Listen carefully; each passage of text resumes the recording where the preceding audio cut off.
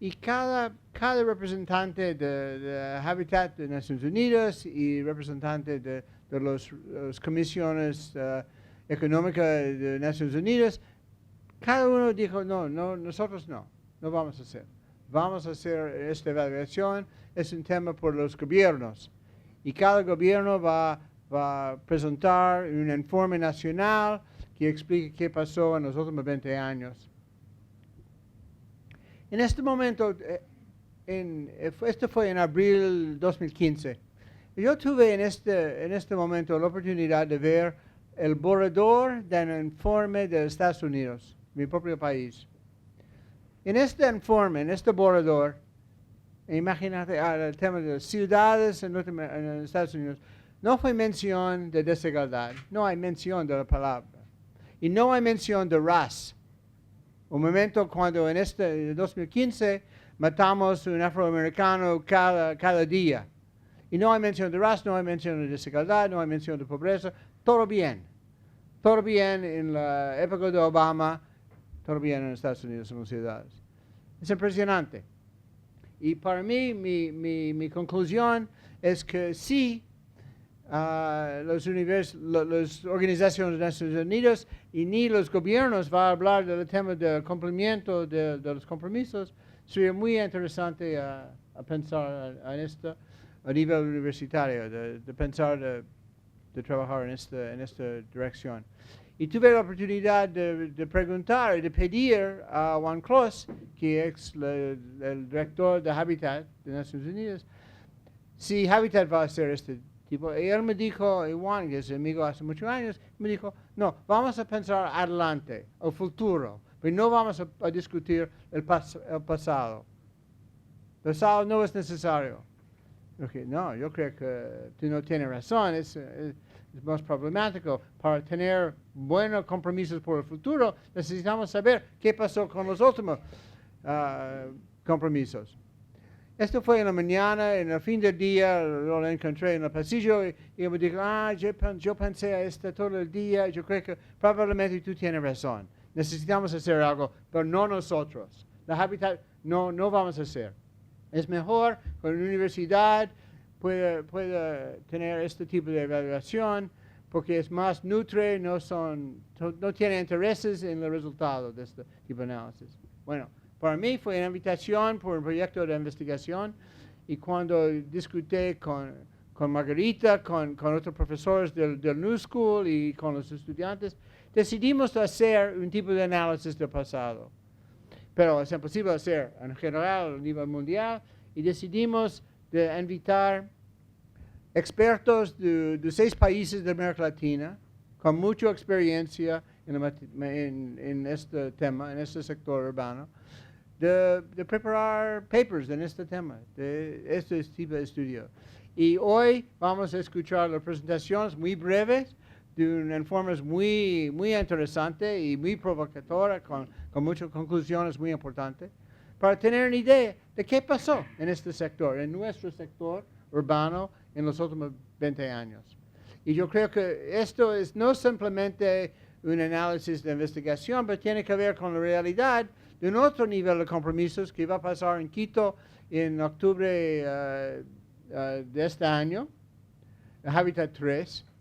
Y ustedes van a escuchar comentarios para mí muy interesantes de los autores de estos documentos, porque hay conclusiones muy diferentes.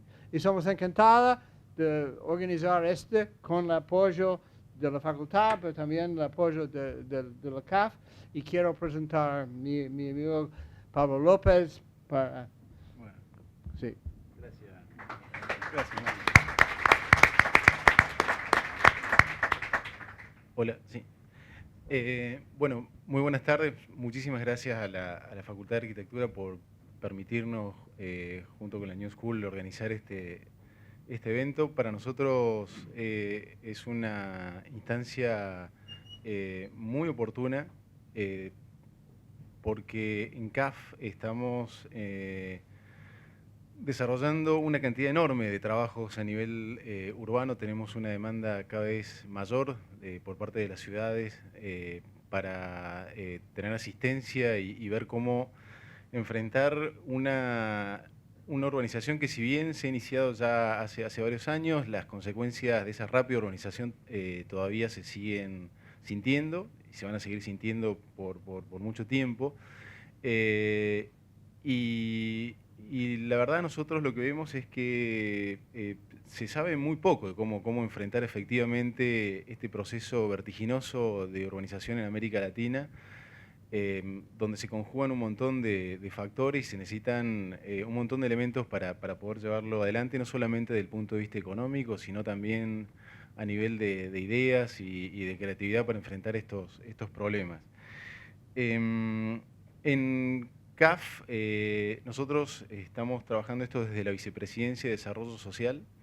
Eh, Una de los temas que más nos preocupa es justamente cómo encontrar o promover las políticas más adecuadas para enfrentar este problema grave que vive América Latina de exclusión social. Tenemos inequidades que se manifiestan territorialmente en toda la región. Quizás una de las consecuencias más visibles de todo eso son la cantidad de asentamientos informales que crecen año a año en América Latina, y que no se están encontrando respuestas efectivas para abordar este tema, ¿no? Entonces, nosotros de CAF, desde el año pasado hemos decidido llevar adelante un programa que le hemos llamado Pro Inclusión, básicamente tratando de impulsar 5 ejes de trabajo dentro de ese programa que nos parecen que a priori pueden ser efectivos al momento de pensar en el largo plazo de cómo trabajar la inclusión social en América Latina. El primero de ellos tiene que ver con las políticas de agua y saneamiento. En América Latina siguen muriendo niños menores de 5 años por problemas de diarrea, y básicamente la consecuencia principal es la dificultad para acceder a agua potable. Nosotros creemos que ese es un tema que necesita una urgente atención, y desde CAF estamos llevando adelante una cantidad enorme de proyectos para tratar de atacar ese problema. El otro tema tiene que ver con la educación. Es otro eje de trabajo que dentro de este programa de Pro Inclusión estamos impulsando en las ciudades. La idea de fortalecer todo lo que es educación inicial y pensar en una educación que obviamente permita la inserción de los jóvenes en el mercado laboral, pero sobre todo para construir ciudadanía. El tercer tema tiene que ver con las políticas de movilidad, básicamente para asegurar la accesibilidad a los distintos servicios públicos, al equipamiento comunitario. Es un tema que genera exclusión, una movilidad inadecuada, y estamos también tratando de promover sistemas de transporte público, desincentivando el uso del automóvil privado, pero sobre todo ofreciendo y entendiendo las limitaciones que existen espacialmente, territorialmente en cada una de las ciudades para ofrecer soluciones efectivas en términos de mejora de la accesibilidad, y fundamentalmente haciendo hincapié en las poblaciones más vulnerables. El cuarto tema tiene que ver con los espacios públicos. Creemos que los espacios públicos son obviamente espacios donde la sociedad puede encontrar elementos para promover la interacción social, y ese es un tema que en muchas ciudades se está dejando de lado, y desde CAF estamos tratando de impulsarlo de distintas maneras. Y finalmente el quinto punto, que tiene que ver más con un elemento de gestión, es fortalecer el manejo de las finanzas públicas locales, que eso es un déficit enorme en las ciudades de América Latina. Como les decía, hay poca evidencia empírica rigurosa de las políticas que efectivamente funcionan. Creo que muchas de las cosas que estamos llevando adelante tienen que ver con prueba y error, pero sí existen algunas evaluaciones que nos permiten ver que determinadas intervenciones tienen un efecto significativo, sobre todo en las poblaciones más vulnerables.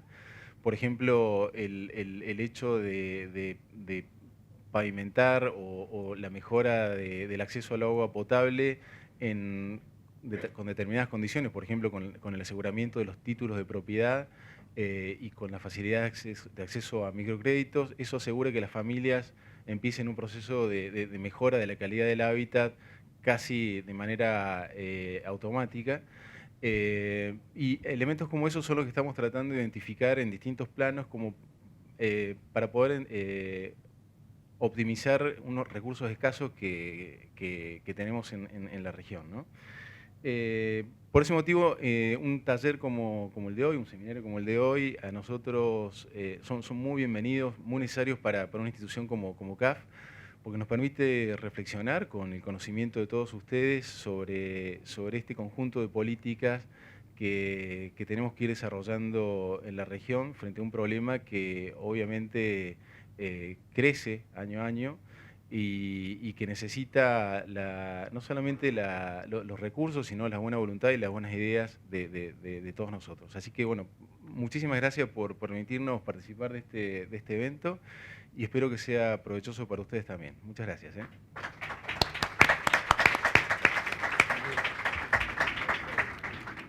Bueno, vamos a dar el paso a la primera mesa, el debate en las ciudades en tiempo de cambio. Invitamos a Horacio Berbisky, a Javier Fernández Castro, a Margarita Goodman y a Ariel Misuraca. Muchas gracias. Bueno, buenas tardes a todos. Me presento, yo soy Ariel Misuraca, profesor investigador de la FADU.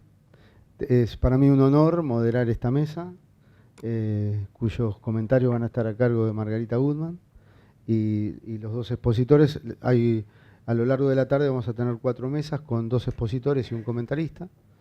Y la idea es que cada panelista pueda desarrollar un poco lo que viene a plantear en alrededor de 15 a 20 minutos.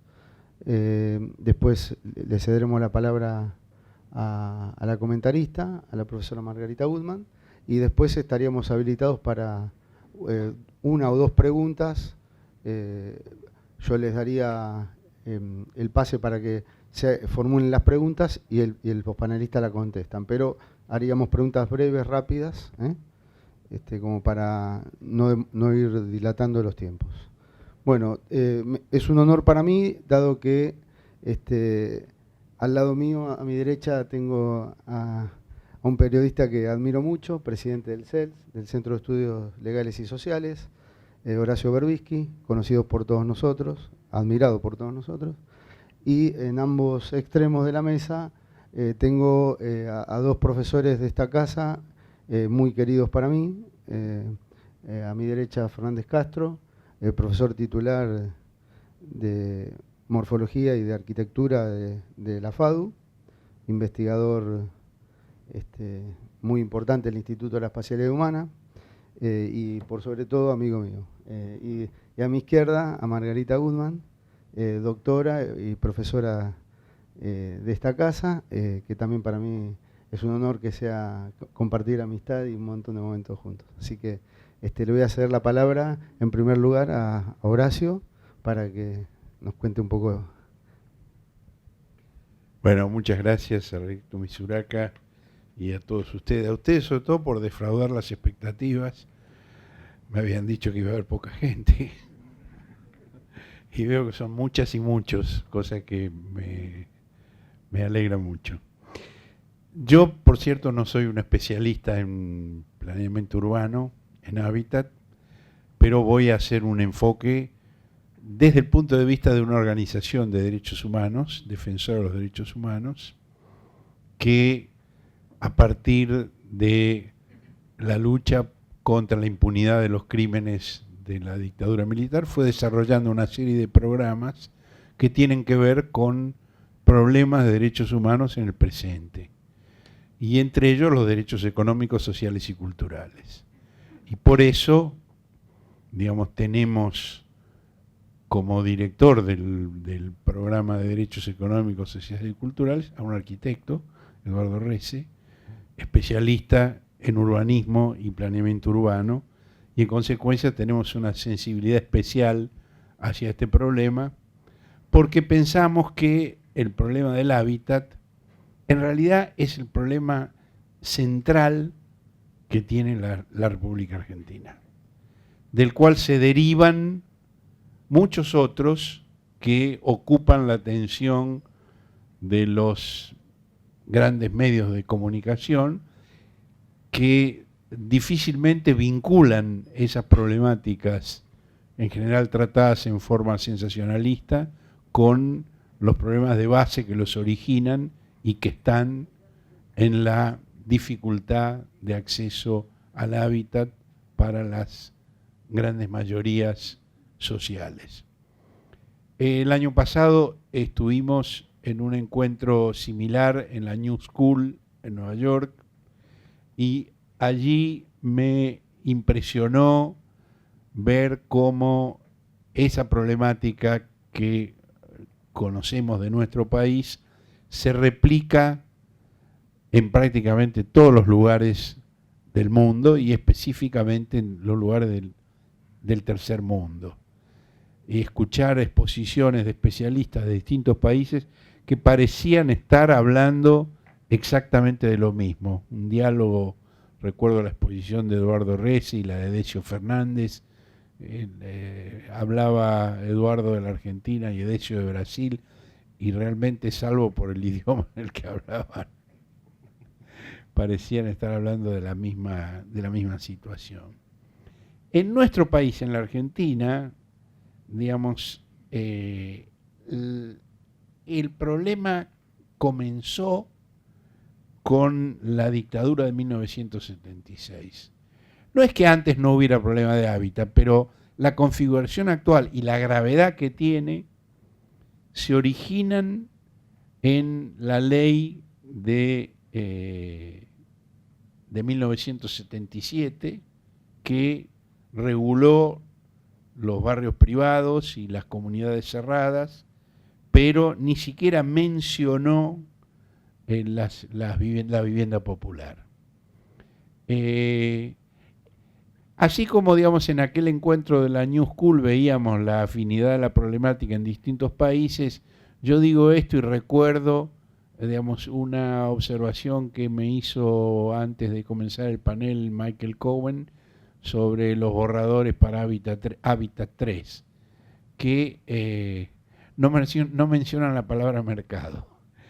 Así como no hablan de desigualdad ni hablan de mercado.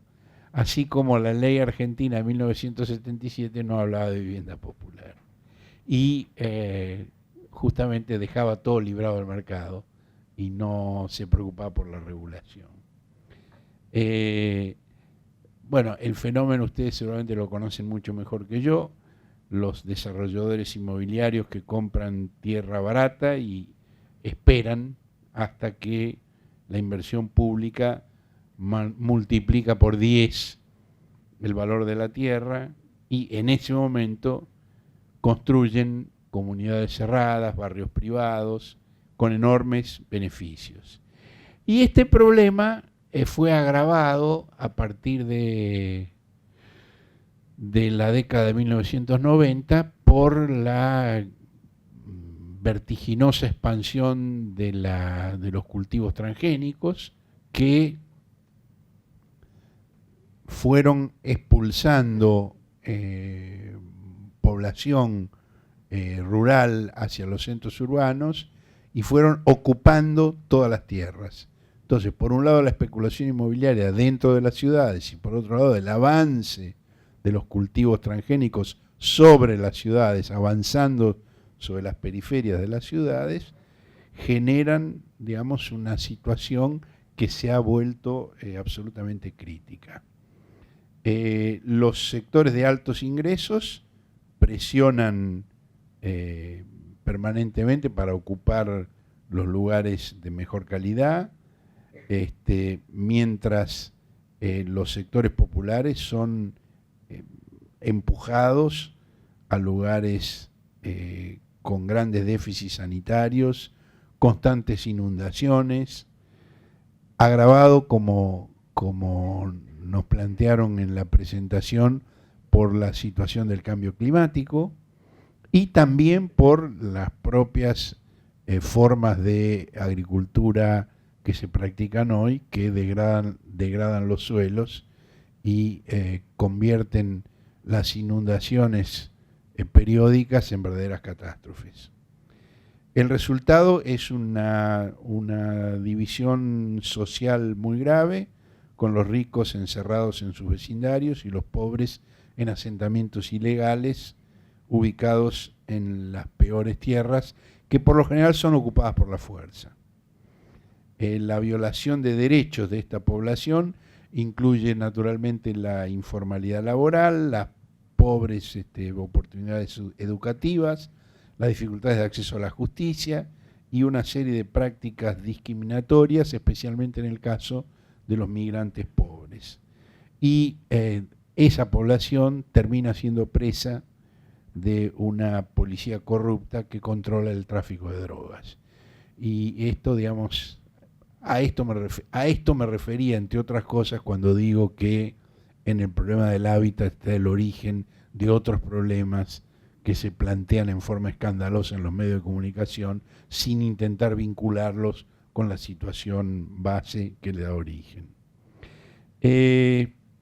Ahora, se puede intentar, es imprescindible intentar una periodización, porque estos problemas no son de ninguna manera escindibles de las situaciones socioeconómicas y de los ciclos políticos. La crisis de las políticas neoliberales, la crisis de fin de siglo en la Argentina, permitió la expansión de una agenda de derechos. Esto incluyó desde la reapertura de los juicios por los crímenes de lesa humanidad hasta una expansión de nuevos derechos y la reconfiguración del rol del Estado como parte de una tendencia regional.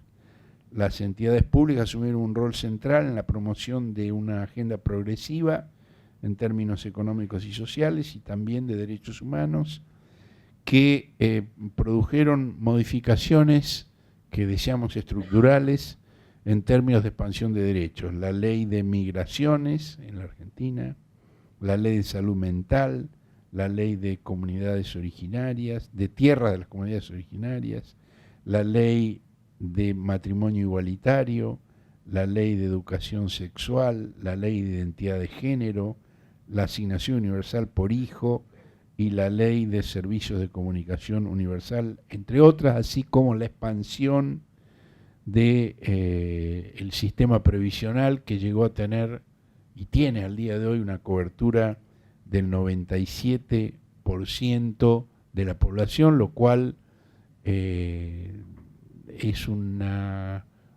logro de la sociedad argentina muy importante y absolutamente vinculado con estas otras problemáticas. Por cierto, esto que estoy leyendo, que estoy diciendo, tenía un sentido cuando lo dije el año pasado en la New School y tiene otro sentido cuando lo digo hoy aquí, porque algunas cosas han cambiado en el país. Y esta agenda de expansión de derechos está en peligro en este momento en nuestro país. Si bien hasta ahora, digamos, en el tema de hábitat no se han visto grandes retrocesos, sí se los has visto en otros sectores y es previsible que también se verán en este rubro, porque bueno, estamos dentro de un proceso que no deja ningún sector sin tocar, y de hecho, digamos, la aprobación de la ley de venta, de la agencia de venta de bienes del Estado, aprobada por la legislatura de la Ciudad de Buenos Aires, muestra claramente que, así como la declaración de Hábitat 3 no va a mencionar al mercado, la política del Estado porteño al respecto no lo va a dejar de lado ni un segundo y lo va a tener como fuerza impulsora central.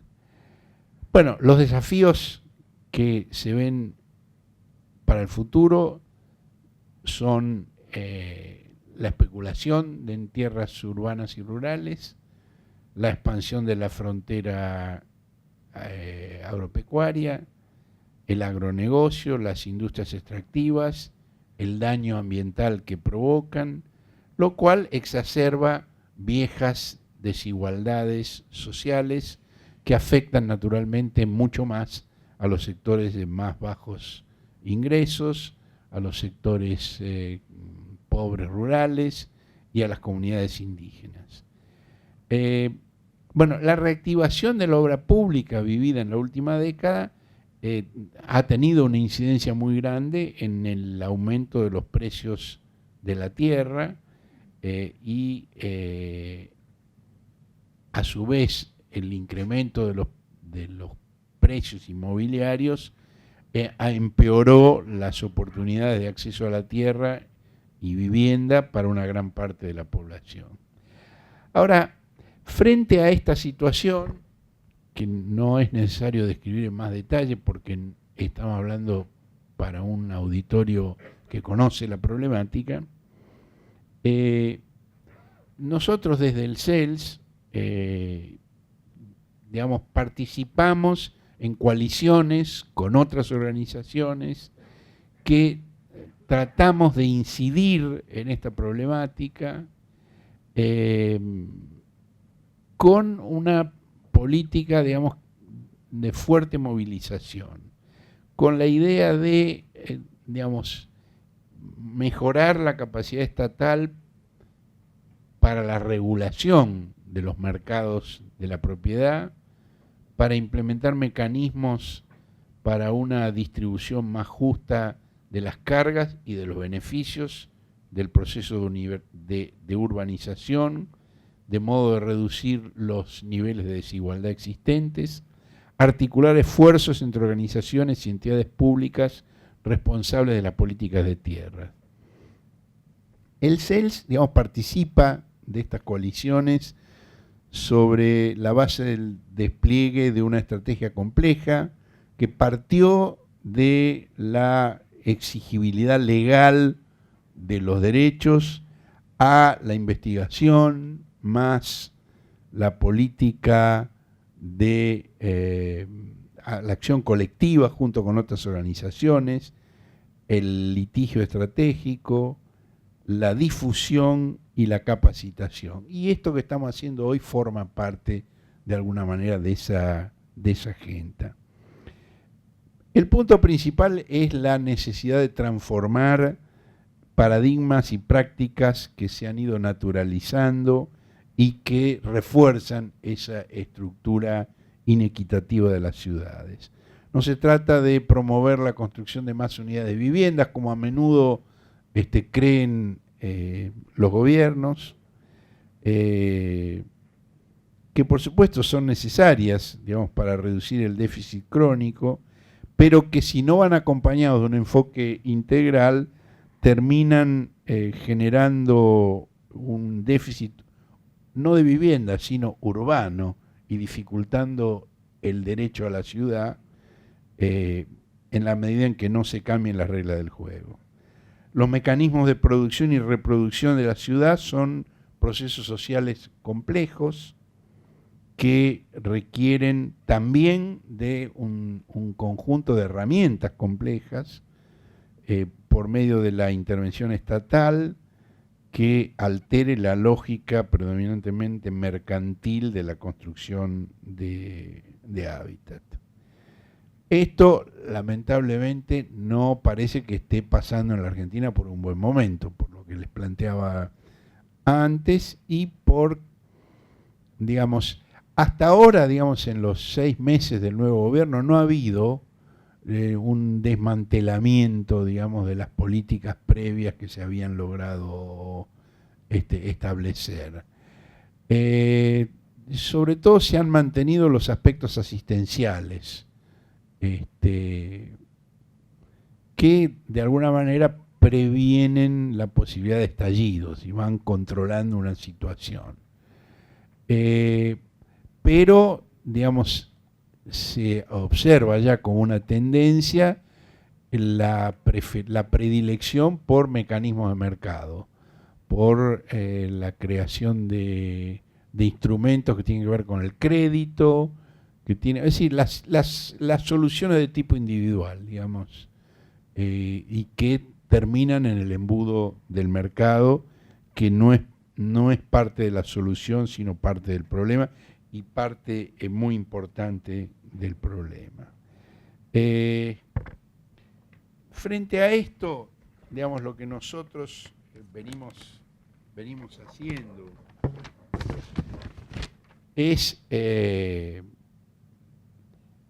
digamos, participar junto con otras organizaciones tratando de modificar la situación del hábitat tanto rural como urbano, buscando permanentemente la interrelación entre una problemática y la otra, tal como planteé inicialmente.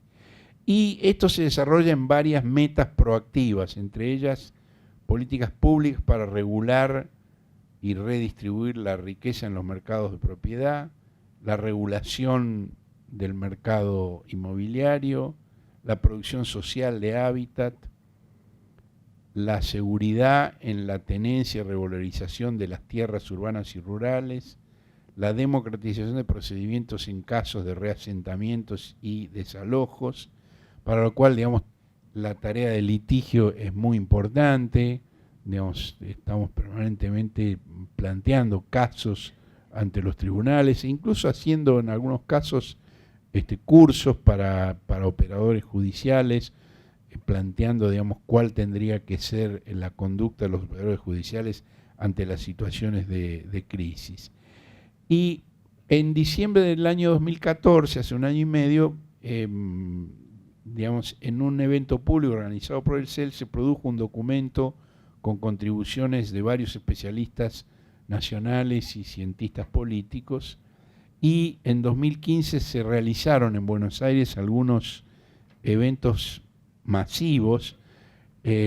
Yo celebro que hoy aquí haya mucha gente, pero ustedes no saben la cantidad de gente que hubo en el cine Gaumont en ese momento, a fines de 2015, durante la campaña electoral. Incluso participaron los asesores de varios candidatos planteando las políticas que se proponían desarrollar.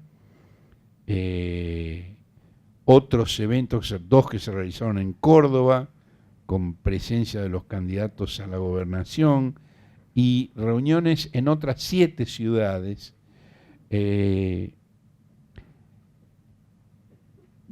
con la idea, digamos, de plantear la necesidad y las limitaciones y posibilidades de producir cambios sustanciales en el marco jurídico y en las políticas territoriales orientadas hacia la protección de los derechos de los habitantes en términos de acceso y uso de la tierra. Las políticas de vivienda social, las políticas de hábitat, producen transformaciones sustanciales solo si están vinculadas con políticas ambientales y urbanas que tomen en cuenta la redistribución social y la regulación de tierras según, digamos, un programa coincidente. Y esto solo puede darse a través de una batalla política. Y esta batalla política solo puede desarrollarse mediante la convergencia de la acción pública y la participación de distintos actores sociales. Este es el enfoque con el que nosotros, digamos, encaramos esta problemática.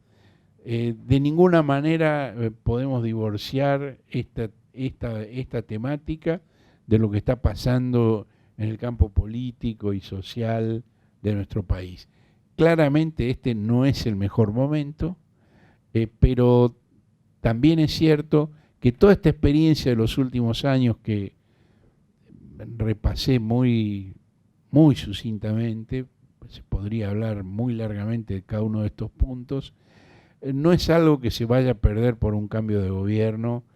Va a ser más difícil justamente porque, digamos, esta necesidad de confluencia, de coincidencia entre políticas públicas y, digamos, activismo de organizaciones y participación de los interesados directos, no cuenta hoy con viento a favor.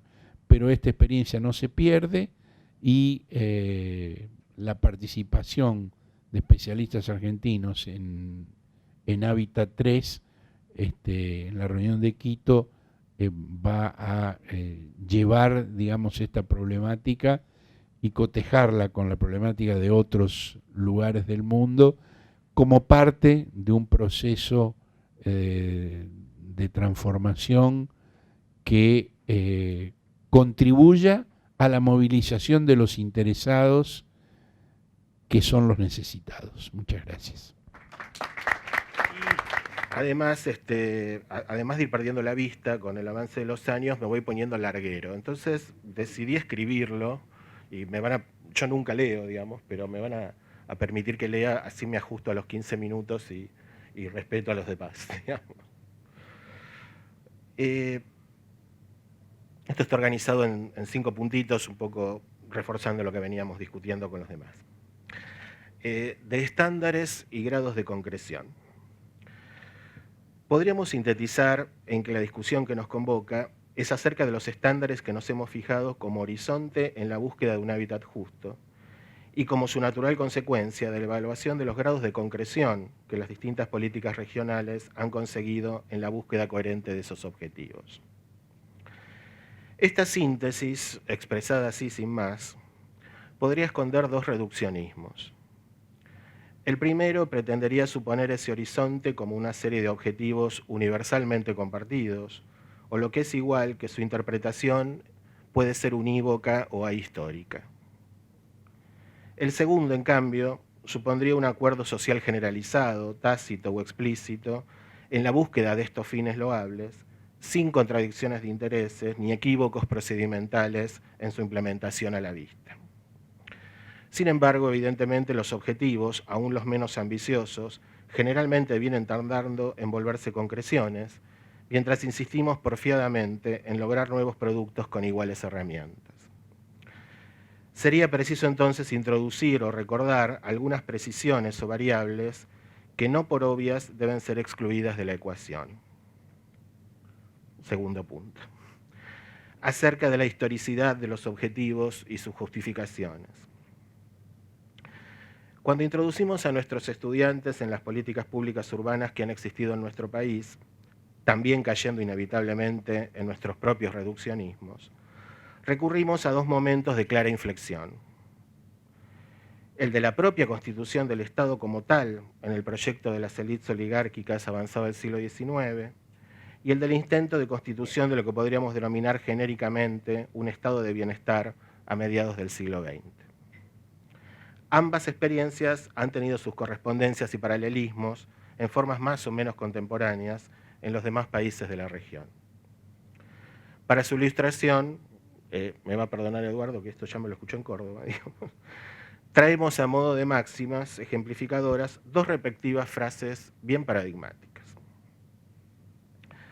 Decía don Eduardo Wilde en su curso de higiene pública allá por 1885.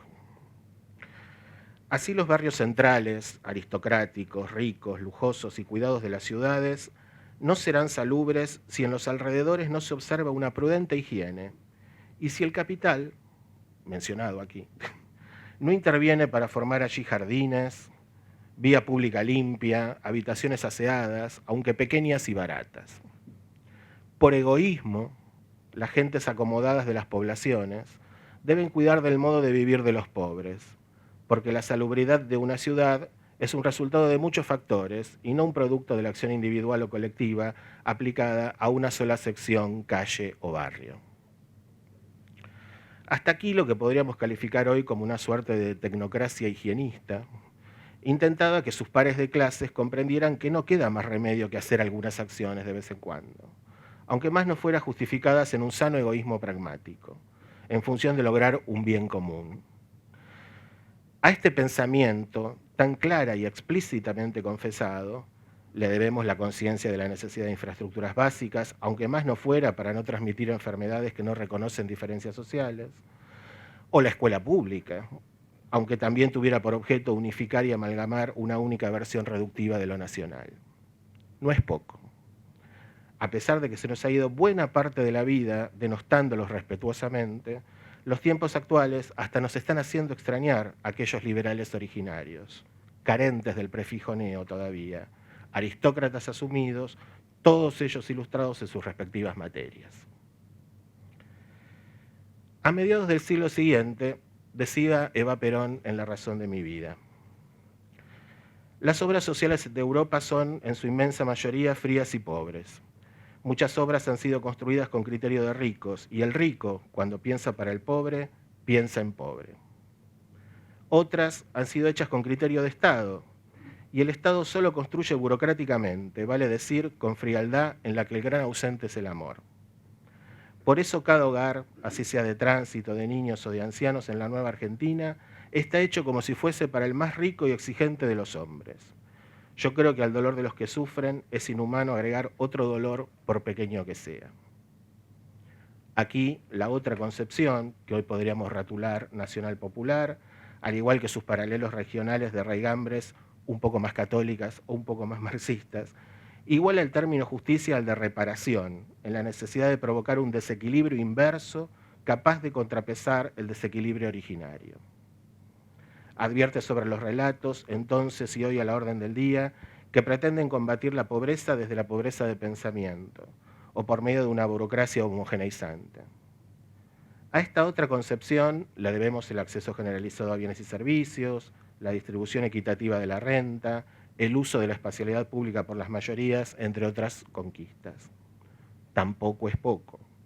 Extrañamos también de aquellos tiempos la articulación y planificación estratégica de las políticas de Estado, pensadas mucho más integralmente que una buena sumatoria de acciones contracíclicas.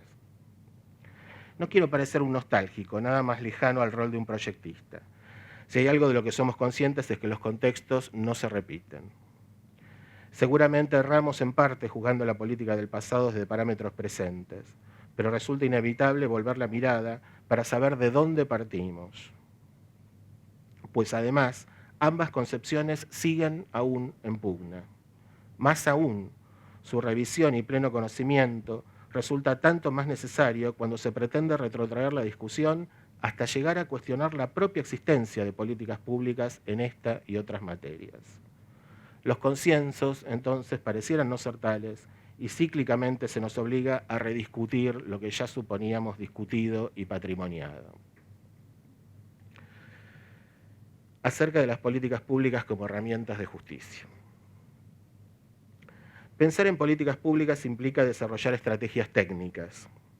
Estrategias en cuanto a necesarias ecuaciones de poder, construcción de posibilidad en articulación de actores y afectación de intereses, siempre en pugna. En asignación de recursos que tienen orígenes y destinos que se ponderan, eligen y afectan. Técnicas, permítanme el término provisorio aunque me haga un poco de ruido, en cuanto a necesaria construcción y aplicación de conocimientos específicos, siempre multireferenciales, siempre capaces de trascender las hegemonías discursivas del momento. No podemos discutir sobre ampliación de derechos sin introducir que estos no resultan de un acto de voluntad sin más, sino que consisten en saber construir la capacidad, potencia de concretar imaginarios, manipular herramientas y ponderar materiales. Ya se trate de querer conceder algo para preservar inteligentemente el todo a lo Wilde o para subvertir revolucionariamente en la búsqueda de un orden otro a lo Evita. Si la generalización del discurso políticamente correcto nos puede hacer creer por momentos que se ha ganado una batalla cultural, o lo que es lo mismo, que el mundo camina indefectiblemente hacia un mañana venturoso en una renovada conciencia extendida de la necesidad de nuevos equilibrios, corremos el riesgo de ingresar todos a un establecimiento para alienados, para colmo de males, pareciendo gozar todos en el ingreso de plena felicidad. La discusión de políticas es la del poder posibilitante de su ejecución. La discusión de lo público es sobre las capacidades de un Estado que, sin haber terminado de recomponerse como árbitro en un sentido, cíclicamente ha vuelto sobre sus pasos para arbitrar en el otro. Párrafo aparte para el rol de las instituciones como la que nos alberga. Institución estatal, al fin de cuentas, mal que le pese a nuestros amigos reformistas. La universidad pública también está tensionada entre la reproducción acrítica y la innovación operativa. Maneja, como siempre se ha dicho peyorativamente, otros tiempos, que permiten, sin embargo, un necesario alejamiento de lo coyuntural para insistir en lo esencial, si es bien aprovechado, o para, en cambio y por desgracia, invisibilizarlo. Aquí también conviven estas dos actitudes. Sin embargo, seguimos siendo una herramienta que vive de proyectar, de ponderar experiencias pasadas e imaginar futuras. Se trata de saber aprovechar el instrumento en el mejor de sus sentidos. No es este un espacio de refugio en la tormenta ocasional. Me preocupa un tanto generalizar el verbo resistir. Se trata más bien de un ámbito propiciatorio donde imaginar cómo, cuándo y con qué aclarar para que la próxima, que no llega, sino que debe ser construida, nos agarre más despiertos y equipados. Me entusiasma, en cambio, el verbo proyectar, a pesar de la infortunada acepción coyuntural de su prefijo pro.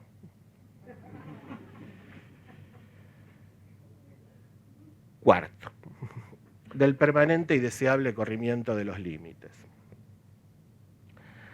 Solemos preguntar provocativamente a nuestros estudiantes qué significa la noción de hábitat justo a inicios del siglo XXI. Inevitablemente surge la primera respuesta: el que garantice el acceso a las infraestructuras básicas como piso garante de oportunidades. Bienvenido a finales del siglo XIX, le contestamos socarrones, poniendo a nuestro estudiante en contacto con la frase de Wilde.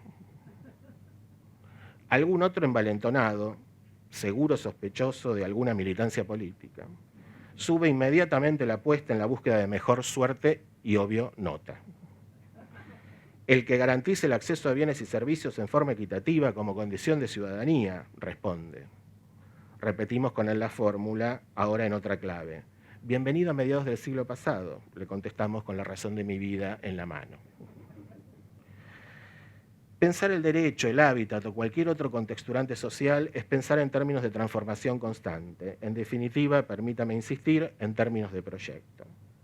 ¿Qué debemos agregar hoy por sobre el piso infraestructural y el pleno goce de bienes y servicios?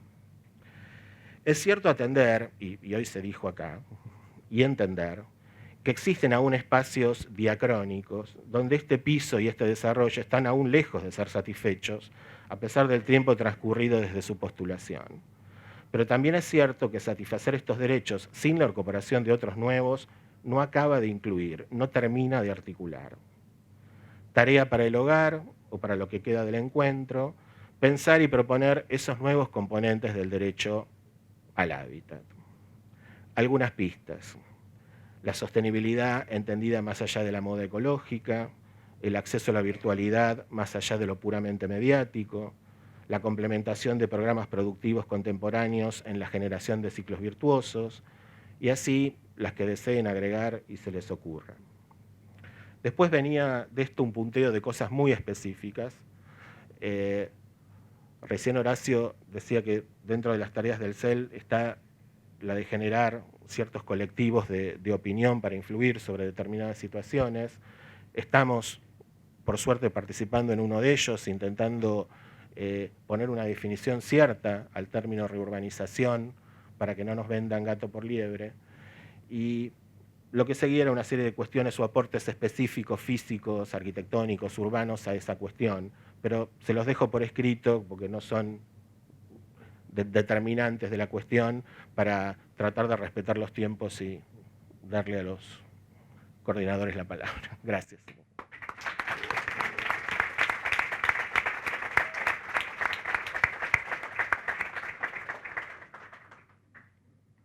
Pasamos la palabra a Margarita Gutman.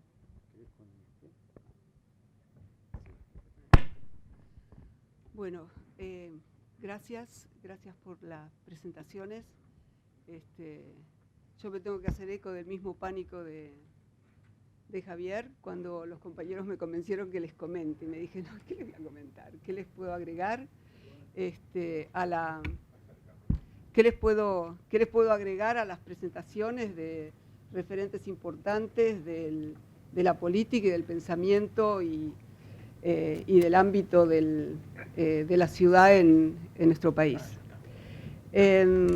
A mí me parece que esta mesa como la primera mesa de este encuentro y de esta conferencia es valiosa y saludable para el destino de nuestras ciudades, porque en las dos presentaciones hay una convergencia fundamental que hace a la salud y que hace a la posibilidad de tener mejores ciudades. Es importante que desde el ámbito de los derechos humanos se tome el tema de los desafíos, los problemas, los riesgos y las desigualdades en las ciudades. Eso es un aire de convergencia que se compatibiliza con la forma, que no la desarrolló, pero quedó ahí pendiente, en el cual los especialistas en los temas de la espacialidad, los diseñadores, los proyectistas, toman como la base de su trabajo el tema de los derechos humanos. Es decir, hay una convergencia entre el pensamiento sobre la espacialidad en base a valores compartidos, en base a objetivos de justicia social, que hacen que esa tarea de traducir en el espacio lo que son los valores de los derechos sociales y culturales tenga quizás como resultado, y a lo largo de un largo trabajo colectivo, un acercamiento a la forma en que se pueda mejorar la situación de nuestras ciudades. Creo que desde ese punto de vista esto es un encuentro, es la manifestación de un encuentro que se da en la práctica, que se da en nuestros ámbitos y que es sumamente alentador. Javier puso sobre la mesa un par de observaciones que entiendo son cruciales en las temáticas de esta conferencia. Por un lado habló de los objetivos, o dicho de otra manera, del horizonte de expectativas urbanas, y dijo que no son universales. O por lo menos así era lo que decía en un draft que me mandó el domingo. Sino que deben estar situadas en el tiempo y en el espacio, es decir, incluir la historia, el espacio físico y social y cultural de las distintas ciudades o barrios o unidades de que se trate. Esto tiene un colorario que, si bien los objetivos no son universales, es decir, no pueden ser los mismos para todas las ciudades y sociedades del globo, tampoco son unitarios, es decir, no hay un objetivo, porque tienen en sí mismo la cuestión del conflicto. En la misma definición de objetivos está incorporado el tema de los conflictos, porque no hay un solo futuro, no hay un solo horizonte unitario de futuro, sino que este horizonte de expectativa está lleno de contradicciones, porque el futuro es un terreno de disputa. Es un terreno de disputa tan controvertido como lo es el presente, ya que el futuro, y esto es de sentido común, no es tiempo futuro, es tiempo presente, lo imaginamos, lo peleamos, lo discutimos hoy, no mañana, y nos sirve fundamentalmente para decidir las actividades y las acciones que se hacen en el presente. Si no peleamos por el futuro, si no peleamos por los objetivos, como decía un estudiante de la facultad hace unos cuantos años en otra ocasión que habíamos organizado, si no peleamos por ese futuro y por esos objetivos en los que creemos, el futuro es un lujo que ya tiene dueños. Segunda observación, que no voy a desarrollar, y que estuvimos discutiendo hoy en las reuniones que habíamos tenido y ayer también. Entre el querer, entre los objetivos y el hacer hay un abismo, y ese es un escollo fundamental a realizar. Una cosa es saber qué es lo que se quiere y otra que está llena de contradicciones y problemas, y la densidad de la vida así lo muestra. En ese sentido hay toda una tarea que debemos realizar, que es el análisis, la interpretación y las propuestas de cómo llevar adelante las distintas propuestas. Y tengo que decir algo más, que creemos que esto debe hacerse sin saltos, con tiempo y sin sangre. Para terminar, estos son tiempos de cambio. Tiempos de cambio, y por eso le pusimos este título a esta mesa, que de alguna manera quería tomar los matices que tiene. Son tiempos de cambio que en muchos de nuestros países latinoamericanos son tiempos de crisis. Crisis en los cuales muchos derechos sociales y económicos y la cuestión de las ciudades están siendo borrados de un plumazo. Yo realmente valoro la tranquilidad y la dimensión temporal que Horacio puso en la consideración de estos tiempos de cambio que podemos interpretar como crisis. Y me parece que en los tiempos de crisis hay unos dichos que dicen que las crisis son demasiado valiosas como para desperdiciarlas, y otros que dicen nunca desperdicies una buena crisis. En tiempos de crisis tenemos el mayor desafío y la obligación de construir los caminos por los que creemos que se puede mejorar nuestras ciudades en función de objetivos de derechos sociales. Y si, como hemos visto y como ustedes van a ver a lo largo de las 3 mesas que siguen, una de las características de nuestros países es la fragilidad de las instituciones, la fragilidad de las políticas públicas y por lo tanto la fragilidad de los derechos, nosotros debemos oponerle la fortaleza de mantener dentro del debate y dentro de las discusiones y dentro de nuestras propuestas aquellos elementos que nos puedan asegurar un paso adelante en pos de la justicia social. Eso es todo.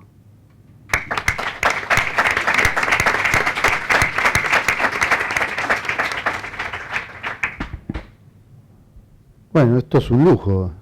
Nuestra querida Fadu, estar 8 minutos desfasados del horario, estamos como... Es que yo ayudé. Exactamente. No, todos ayudan.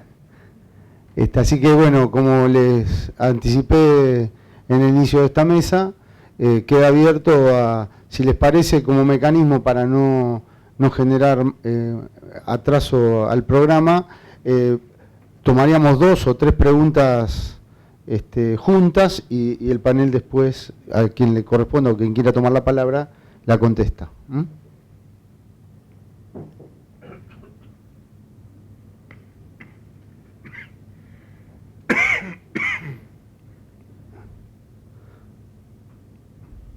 Bueno, pensé que íbamos a estar ávidos de preguntar, pero... Juan Pablo. Está bien, me hago el vivo porque después me toca coordinar a mí, así que me gasto ahora en la pregunta y no demoro el panel mío. Quería sobre todo pensar desde la introducción de Michael hasta el cierre de Margarita, esta cuestión de... Michael mencionó justamente las cosas que se están invisibilizando del hábitat 2 al hábitat 3. Nosotros en la facultad muchas veces como profesores de teoría del habitar decíamos que justamente esta cuestión de que siempre nos acostumbraron a decir que los diseñadores venimos a resolver problemas. Y nosotros decíamos no, más bien para hacer problemas, para hacer cuestión de lo que parece natural, de lo que parece aceptado. Me pareciera que lo que se está tendiendo a la desaparición es la desaparición del problema. El problema como conflicto, como lo planteó Margarita, y justamente como una opción entre ya que no puedo ni conciliar el conflicto ni ganarlo, lo niego y desaparece. Me parece que quería un comentario de la mesa sobre esta cuestión de la desaparición de los problemas por negación y por invisibilización también mediática. ¿Alguno quiere formular alguna pregunta más? Bueno, entonces les paso a los integrantes, quien quiera tomar la posta de contestarlo.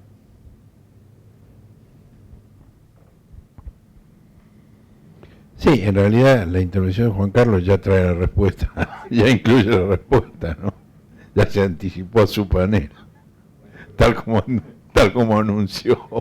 No miente. No, la invisibilización de los problemas es una estrategia muy astuta. Digo, porque para poder dar una solución a un problema, lo primero es plantearlo, verlo, estudiarlo, analizarlo. Si el problema se niega, se oculta, se distorsiona, y eso se vincula con lo que yo dije antes, y no es cualquier problema, es probablemente el problema central que tiene la sociedad argentina. Y estamos ocupándonos permanentemente de sus epifenómenos, de sus consecuencias, y estamos ocupándonos guiados por una actitud sensacionalista y que propicia respuestas, por un lado del mercado y por otro lado represivas. Digamos que son las dos caras de la misma respuesta al problema invisibilizado. Eso es lo que estamos enfrentando, y por eso encuentros como este, digamos, tienen la intención justamente de mostrar aquello que se intenta invisibilizar y mostrar la relación que eso tiene con los problemas que distraen y ocupan la atención del conjunto de la sociedad. Sí, cuando yo traía esas dos frases también bastante remanidas, tenía que ver porque en los dos momentos esas cuestiones estaban visibilizadas, digamos, aún desde supuestas concepciones antagónicas. Y que el tema del espacio, perdón por el chivo de la casa, digamos, reforzando un poco lo que dice Horacio, es esencial, digamos, porque es en ese lugar donde se manifiestan precisamente los conflictos y donde todos los conflictos aparecen articulados. Entonces, las respuestas sectoriales de infraestructuras, de seguridad, de salud, digamos, tomadas como disciplinas aisladas y no entender el territorio y sus habitantes como el verdadero objeto de trabajo, es lo que nos lleva a tener todavía estas visiones sesgadas y siempre ir influenciando puntos determinados sin llegar a tocar el todo. Es complejo, es ir contracorriente, pero bueno, no nos queda otra. Bueno, agradezco a los panelistas. Ahí hay una mano.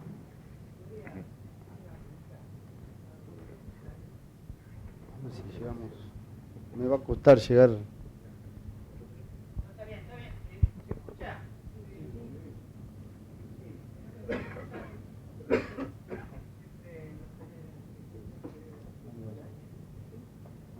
Esto de la invisibilidad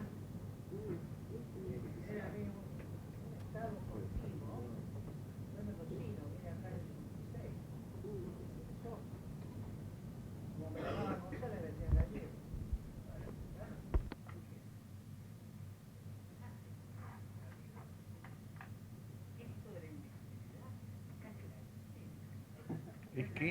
Está clarísimo. Está clarísimo.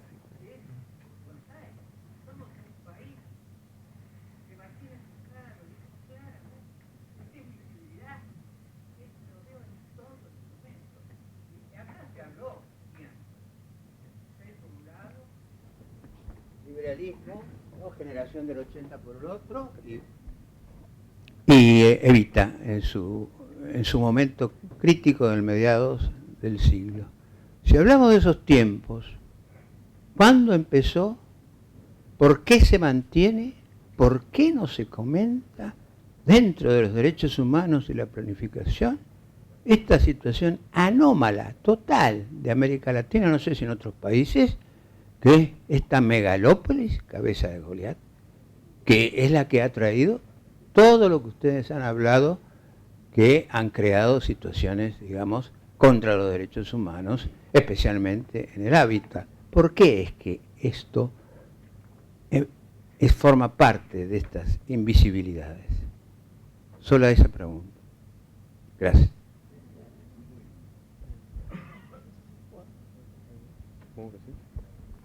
Hola, perdón que me haya envalentonado después de Mario y no antes.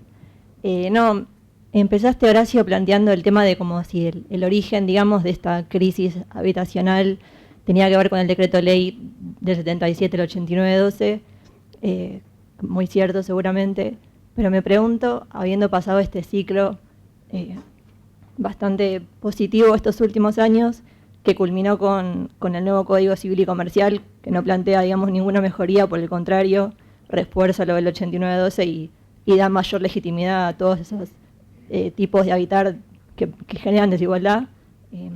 ¿Qué horizontes nos quedan? Si después de periodos donde se ganan un montón de derechos como estos últimos años, sigue habiendo estos resultados que nos queda para estos periodos que nos siguen ahora, en los que el Estado no tiene el mismo rol. Bueno, ese problema, digamos, del Código Civil y Comercial fue una preocupación muy importante del CELS. Nosotros hicimos un documento que entregamos a las comisiones del Congreso, cuestionamos ese problema, fuimos a reuniones en la Cámara de Diputados y lamentablemente no se consiguió, digamos, que se considerara algo tan genérico como la función social de la propiedad, tan genérico que hasta lo dice la doctrina social de la Iglesia y lo dice desde hace más de un siglo. Evidentemente ha sido un fracaso colectivo no haber podido, en nada menos que en la década pasada, donde hubo una agenda de ampliación de derechos, incluir esto en el Código Civil y Comercial. Ahora, las luchas sociales, políticas, son largas y hay vueltas y hay avances y hay retrocesos. Y bueno, este periodo actual que se ha iniciado en diciembre en la Argentina seguramente va a permitir plantear con más nitidez, claridad y energía algunas cosas que antes se planteaban tal vez con más cuidado para no contribuir a una eventual desestabilización de un proceso que todos tenían conciencia de que era positivo pero precario. Digamos, esta situación actual deja atrás ese tipo de cuidados y de preocupaciones y permite, digamos, plantear las cosas con más claridad y energía, ¿no? Sí, yo vuelvo a centrar la cuestión en el tema de las políticas, digamos, porque si no, los proyectistas nos quedamos contentos con que tenemos un dibujo y los abogados se quedan contentos con que tienen una nueva norma, digamos, ¿no? Y eso ya transformó la realidad de por sí. Yo creo que los procesos, como bien decía Horacio, son largos, siempre nos parecen insuficientes, pero aún estos procesos que nos parecen insuficientes generan reacciones como si no lo hubieran sido tanto, digamos. Por eso vuelvo la atención sobre la política en el término de qué ecuaciones de poder son necesarias para garantizar los derechos. Digamos, cuáles son los actores aliados posibles en esa articulación de derechos. Si querer poner un 5% más de impuestos al campo casi desató lo que desató. ¿Cuáles son las aspiraciones de poder avanzar más aún sobre determinadas cuestiones, ¿no? Y creo que ese es el gran interrogante, digamos, ¿no? ¿Cuáles son las nuevas alianzas, también con perdón de la palabra, de aquí en adelante, digamos, ¿no? Bueno, agradezco a los compañeros del panel haberme hecho la tarea tan fácil, y a Mara y a Javier les digo que yo la pasé bárbaro. Ustedes estaban muy tensos, pero mi rol disfruté muchísimo. Así que les agradezco a todos. Les propongo despedir a los panelistas para que vengan los de la segunda mesa con un aplauso.